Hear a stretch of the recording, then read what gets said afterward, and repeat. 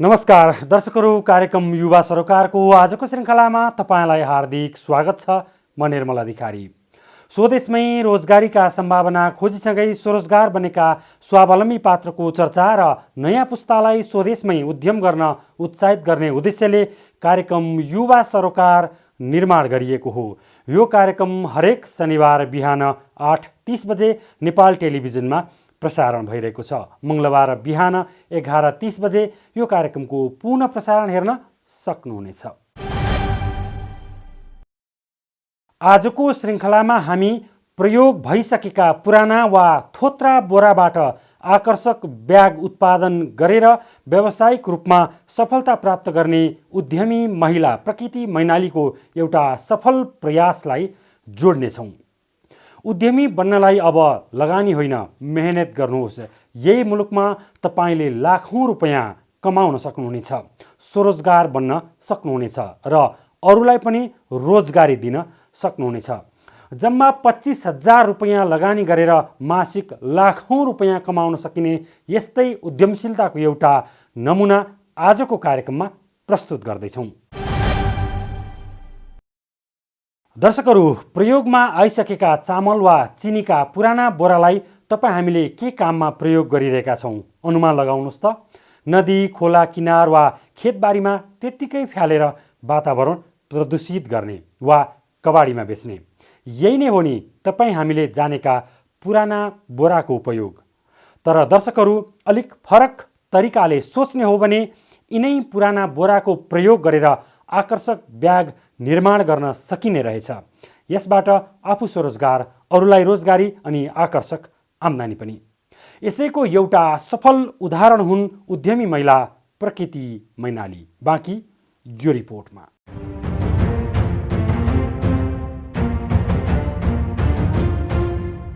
दर्शकहरू, एकपटक यो दृश्य निहाल्नुहोस्। चामल खाएर खाली भएका थोत्रा वा पुराना बोरा र तिनै बोराबाट बनेका आकर्षक ब्यागको दृश्य हो यो।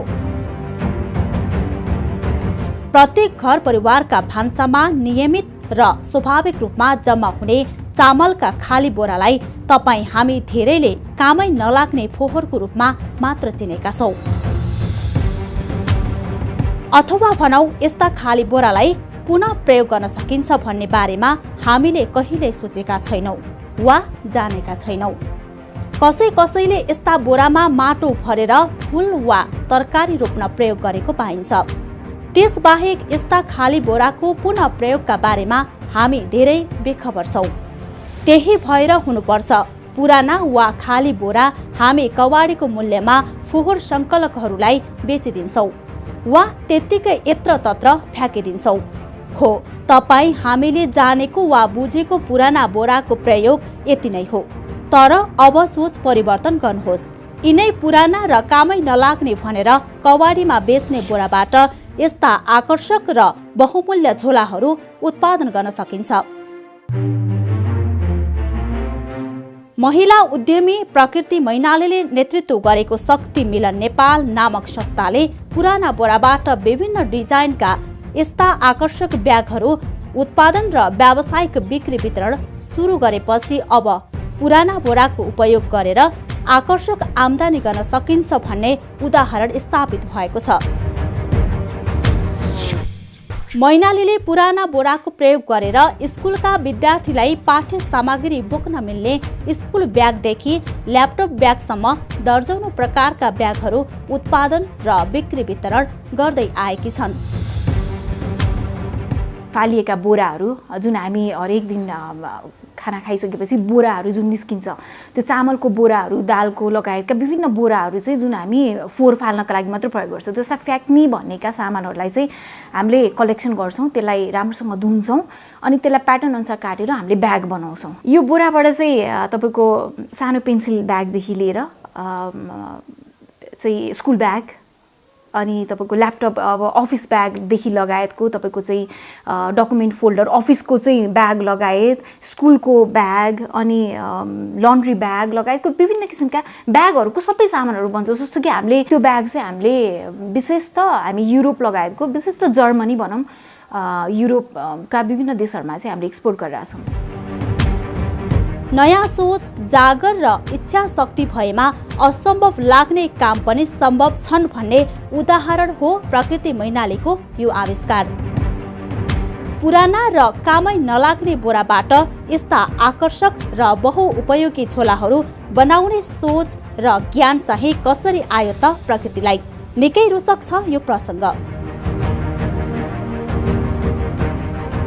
व्यवस्थापन विषयमा MBA अध्ययन गर्दै गर्दा प्रकृतिलाई केही न केही उद्यम गर्ने सोच आएको थियो, तर ठ्याक्कै यही काम गर्ने भनेर कुनै ठोस योजना बनिसकेको थिएन। उनको मनमा यति चाहिँ योजना थियो कि स्थानीय स्रोत साधनको प्रयोग गरेर स्वदेशमै केही न केही व्यवसाय गर्ने। यस्तो व्यवसाय होस् जसमा आफू पनि स्वरोजगार अनि धेरैभन्दा धेरै दिदीबहिनीहरूलाई पनि रोजगार बनाउन सकौँ। MBA पढ्दाखेरि चाहिँ जस्तो कि पढिराख्दाखेरि टिचरहरूले हाम्रो त्यो इन्स्ट्रक्टरहरूले चाहिँ सोध्नुहुन्थ्यो कि तपाईँहरू किन MBA पढ्न आउनु भएको भनेर। अनि त्यो सोद्धाखेरि चाहिँ अब थाहा नै थिएन किन MBA पढ्न आएको। ट्रेन्ड चाहिँ अब कमर्स पढिसकेपछि म्यानेजमेन्ट पढेपछि चाहिँ कि त MBS गर्ने अप्सन भयो कि त MBA गर्ने। अनि MBA गरेपछि चाहिँ अलि कति त्यसले करियरलाई पिक लिन्छ कि भन्ने मेरो त्यो बेलाको सोचाइ चाहिँ त्यस्तो थियो। तर ठ्याक्कै यही नै गर्छु भनेर चाहिँ त्यस्तो बेलामा चाहिँ सोचाइ चाहिँ थिएन। अनि ब्याङ्कको म्यानेजर भनेको चाहिँ त्यो एकदमै इन्स्ट्यान्ट लगभग 30 जनाको क्लासमा चाहिँ लगभग 90%ले चाहिँ त्यही ब्याङ्कको म्यानेजर भन्ने नै भन्थ्यो। त्यो ग्रुपमा म पनि एकजना थिएँ ब्याङ्कमा जागिर खाने भन्ने। तर कस्तो भने त्यो परिस्थितिमा विभिन्न किसिमका कारणहरूले गर्दाखेरि अनि जुन एक्सपोजरहरू मलाई भयो, मैले अब जुन गाउँ गाउँ घुम्ने अवसरहरू पाएँ, त्यसपछि चाहिँ नेपालको अलिकति वास्तविक चित्रण भनौँ न, आर्थिक रूपमा चाहिँ हामी कस्तो छौँ। अनि MBA पढिसकेपछि हामी भनेको त फेरि त्यही एउटा जागिर खाने लाइनमा बस्ने होइन कि एउटा जागिर दिने एउटा चाहिँ लाइन आफूले क्रिएट गर्ने हो भन्ने त्यो किसिमको चाहिँ एउटा इन्सपिरेसन चाहिँ मलाई MBA पढिसकेपछि चाहिँ म त एउटा जब क्रिएटर हो भन्ने इन्सपिरेसन चाहिँ त्यहाँबाट आएको। सन् 2014तिर उनको भेट भयो नेपाल घुम्न आएका जर्मन पर्यटकसँग। उनीहरूले बोराबाट निर्माण गरिएका ब्याग बोकेका थिए। बोराका ती ब्यागका बारेमा उनले जर्मन पर्यटकसँग चाख दिएर सोधिन् र यसको महत्त्वका बारेमा बुझिन्। त्यसपछि भने प्रकृतिले हाम्रा घर घरमा खेर गइरहेका पुराना बोराबाट ब्याग उत्पादन गर्ने व्यवसाय सुरु गर्ने योजना बनाइन्। 2014मा मेरो MBA सक्यो। त्यसपछि नै ठ्याक्कै त्यही बेलामा नै सुरु भएको। जुन भने नि मैले MBA को बिचतिर चाहिँ मलाई एउटा क्लियर चाहिँ के भइसकेको थियो भने मैले व्यवसाय गर्छु, तर कस्तो व्यवसाय गर्छु भने जसले चाहिँ सीमान्तकृत महिलाहरूलाई चाहिँ केही हदसम्म एउटा रोजगारी सिर्जना गर्न सकोस्। त्यो एउटा क्लियर भइसकेपछि अनि परिस्थितिहरू सबै किसिमका चाहिँ अब रिसर्चहरू गर्दै जाँदाखेरि मार्केट रिसर्च गर्दा मेरो चाहिँ होमस्टे पनि सुरु गरेको थिएँ। मैले मेरो घरमा चाहिँ होमस्टे सुरु गरेको थिएँ जसमा चाहिँ धेरै जसो चाहिँ जर्मनीको चाहिँ गेस्टहरूलाई चाहिँ मैले होस्ट गर्थेँ। त्यो बेलामा एकजना जर्मनको कपल आउनुभयो। उहाँहरूसँग चाहिँ कम्बोडियाको बोराको ब्याग थियो क्या। त्यो ब्याग देखिसकेपछि चाहिँ यो बोरा त हाम्रोमा पनि छ, चामलको बोरा। उनीहरूको चाहिँ त्यो माछाको दानाको बोरा थियो। अनि यसो हेर्दाखेरि यो बोरा त हामीसँग पनि छ, रिसोर्सेस त यहीँ छ, घर घरमा चामलको बोरा फालिरहेछ, हामीले फालिरहेको थियौँ हिजोसम्म भनेपछि त यसलाई त सायद ठ्याक्कै त्यो एउटा महिलालाई कसरी चाहिँ रोजगारी सिर्जना गर्ने भन्ने त्यो कतै रहिराखेको त्यो कुरा चाहिँ त्यो एउटा ट्रिगर चाहिँ त्यो एउटा मोमेन्टले भएको। MBA अध्ययन पुरा हुँदा नहुँदै उनका सबै सहयात्रीहरू विभिन्न ब्याङ्क तथा वित्तीय संस्था वा कर्पोरेट हाउसमा जागिर खान सुरु गरिसकेका थिए। तर उनले चाहिँ पुराना बोरा सङ्कलन गरेर यसबाट व्यवसाय सुरु गर्ने लक्ष्यका साथ काठमाडौँको थापासीमा शक्ति मिलन नेपाल नामक संस्था स्थापना गरिन्। सुरुमा धेरै चुनौतीहरू आइलागे। बोरालाई विभिन्न डिजाइनमा ढाल्नु र यस्ता आकर्षक ब्याग निर्माण गर्नु उनका लागि निकै ठूलो चुनौती थियो। व्यवस्थापन विषयकी विद्यार्थी जागिर खान छोडेर पुराना बोरा सङ्कलन गर्ने काम पो थालेछ भन्ने समाजको दृष्टिकोणलाई चिर्नु पर्ने अर्को चुनौती। तर यी सबै अप्ठ्याराहरूलाई उनले सजिलै परास्त गरिन्।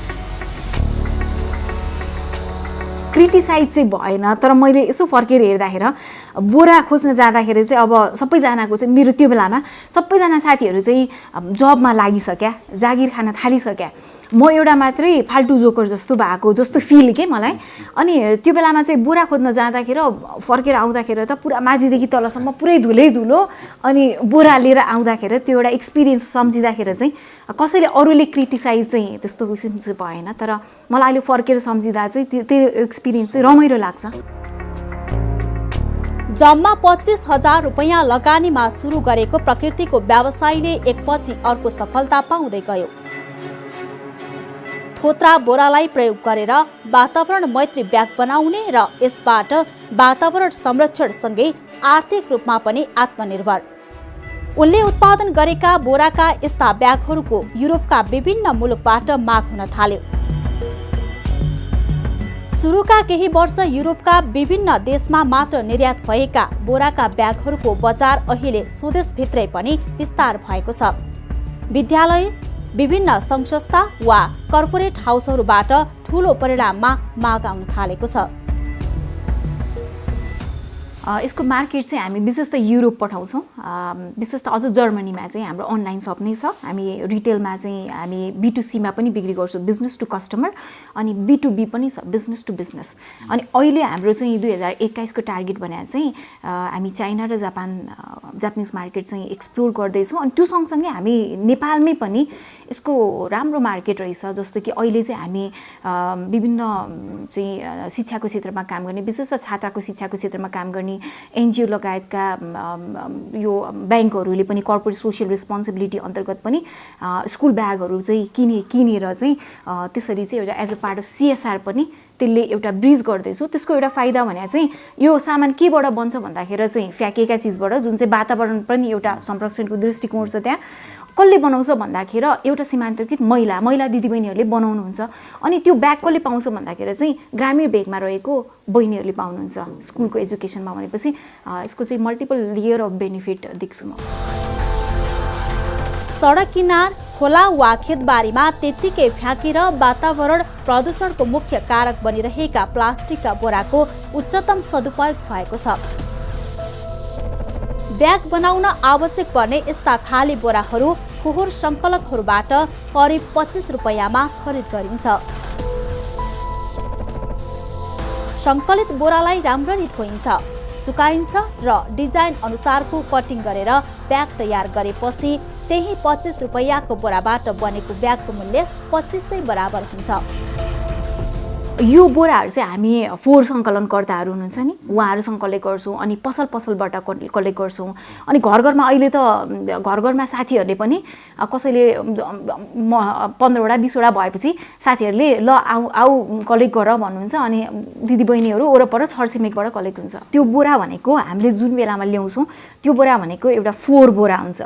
त्यो बोरा चाहिँ हामीले लगभग बोरा हेरेर 10 रुपियाँदेखि लिएर 35 रुपियाँसम्मको बोरा छ। अनि त्यो बोरा ल्याइसकेपछि चाहिँ हाम्रो फर्स्ट प्रोसेस भनेको चाहिँ हामीले त्यसलाई धुन्छौँ। अनि धोइसकेपछि प्याटर्न अनुसारको काट्ने। सबभन्दा सानो भनेको चाहिँ हाम्रो पेन्सिल केस छ।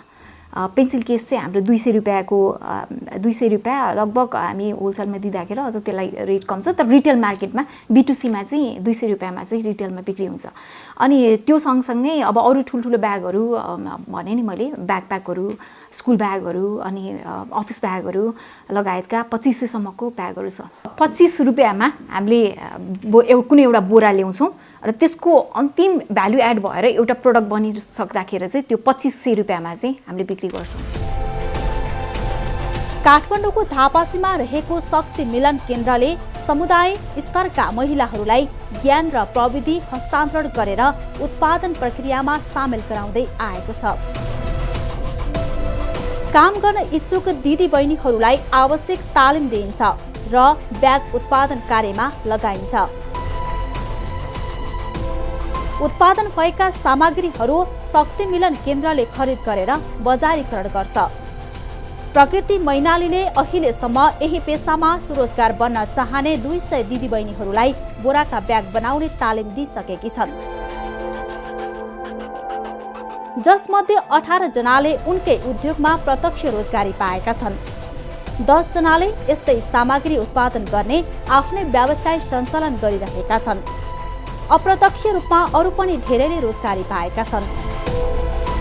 यो चाहिँ हामीले सुरु गरेदेखि अहिलेसम्म चाहिँ लगभग 200 जनालाई चाहिँ हामीले ट्रेनिङ दिएर हामीले त्यहाँबाट लाभान्वित भइसक्नु भयो र 10 जना जतिले चाहिँ आफ्नै व्यवसाय सुरु गर्नुभएको छ। अनि हामीसँग अहिले प्रत्यक्ष रूपमा चाहिँ 18 जनाले चाहिँ धेरै जसो चाहिँ, किनभने हामी महिलासँग काम गर्ने बित्तिकै होम बेस्ड वर्कर हुनुहुन्छ कि, जसलाई चाहिँ कतिपय महिलाहरूलाई चाहिँ अफिसमा आएर काम गर्ने अवस्था हुँदैन। अनि त्यो भन्नुको मतलब त कसैलाई चाहिँ रोजगारीको अवसरबाट वञ्चित गर्ने कुरा भएन। त्यसैले घर घरमै काम पुर्याएर पनि काम गरिरहेछौँ। लगभग 18 जना चाहिँ प्रत्यक्ष रूपमा काममै सम्बन्धित हुनुहुन्छ। नर्मल वर्किङ आवरमा काम गर्दाखेरि चाहिँ 18,000 देखि 25,000 कमाउने हुनुहुन्छ। आम मानिसले कवाडीको मूल्यमा बेच्ने पुराना बोराबाट प्रकृतिले चाहिँ आकर्षक आम्दानी गरिरहेकी छन्। फोहोरलाई मोहोरमा रूपान्तरण गरेकी छन्। 7 वर्ष पहिला जम्मा 25,000 रुपैयाँबाट सुरु भएको उनको यो व्यवसायबाट अहिले वार्षिक करोडको कारोबार हुन थालेको छ। तपाईँ हाम्रो घरमा त्यत्तिकै खेर गइरहेका पुराना बोराबाट यस्तो आकर्षक कमाइ गर्न सकिन्छ त? धेरैलाई विश्वास नलाग्न सक्छ, तर प्रकृतिको यो सफलताबाट विश्वास गर्न कति लाग्छ। आर्थिक समृद्धिका हिसाबले मात्रै होइन, सामाजिक प्रतिष्ठाका हिसाबले पनि प्रकृतिको यो उद्यमशीलताले ठूलै छलाङ मारेको छ। वातावरण संरक्षणसँगै आर्थिक समृद्धि र रोजगारी सिर्जना गरेको भन्दै सरकारले उनलाई 50,000 नगद सहित यो वर्षको राष्ट्रिय युवा प्रतिभा सम्मानबाट सम्मानित गरेको छ। म एकदम सन्तुष्ट छु, किनभने यो जे गर्न खोजे मान्छेलाई फेरि सफलताको पनि आफ्नै कुरा हुन्छ। तर जस्तो कि अब मेरो लागि मैले जे गर्न चाहेँ त्यो कुरा भइरहेछ, त्यो हुनु नै मेरो लागि सबभन्दा ठुलो कुरा हो। म एकदम सन्तुष्ट छु। हिजो एउटा मेसिनबाट, एउटा कोठाबाट हामीले 25,000 को लगानी गरेर सुरु गर्दाखेरि आज 18 जना हुन्छ भने हाम्रो 18बाट भोलि 180 बढ्दै जाने हाम्रो त्यो किसिमको सोचाइ हो। अहिले लगभग हामी लास्ट आर्थिक वर्षमा चाहिँ हामी 1 करोडको ट्रान्ज्याक्सन हामीले गरेका थियौँ। लगभग अबको 1 वर्ष 2 वर्षमा चाहिँ हाम्रो 3 करोडको ट्रान्ज्याक्सन गर्ने सोचाइ छ। प्लास्टिकका यस्ता बोरा जो वर्षौंसम्म माटोमा मिल्दैनन्, आफै सडेर जाँदैनन्, बाल्दा वा गाल्दा यसबाट निस्कने धुवा मानव स्वास्थ्यका लागि अत्यन्तै हानिकारक छ। वातावरण संरक्षणका लागि ठूलै चुनौती बनेका पुराना बोराको व्यवस्थापनका लागि प्रकृति मैनालीले सुरु गरेको यो अभियान हरेक कोणबाट फलदायी छ। प्रत्यक्ष र अप्रत्यक्ष रूपमा यो काममा अहिले नै सयौं आबद्ध भइसकेका छन्। धेरैले रोजगारी पाइरहेका छन्, धेरै स्वरोजगार बनेका छन्। कवाडीमा बेचेर, जलाएर वा त्यत्तिकै फ्याँकेर खेर गइरहेका पुराना बोराबाट यस्तो आकर्षक आम्दानी लिन सकिने भएपछि अब तपाईँ पनि जोडिने होइन त यो व्यवसायमा? एकातिर वातावरण प्रदूषण पनि कम हुने अनि अर्कोतिर आकर्षक आम्दानी र रोजगारी पनि। भएन त गजब? प्रकृति मैनालीको यो अभियानलाई राज्यले अपनत्व लिएर संस्थागत गर्ने हो भने हजारौं बेरोजगार युवा युवतीलाई स्वरोजगार बनाउन सकिन्छ। घरैमा बसी बसी सानो लगानीमा आकर्षक आम्दानी गर्न सकिन्छ।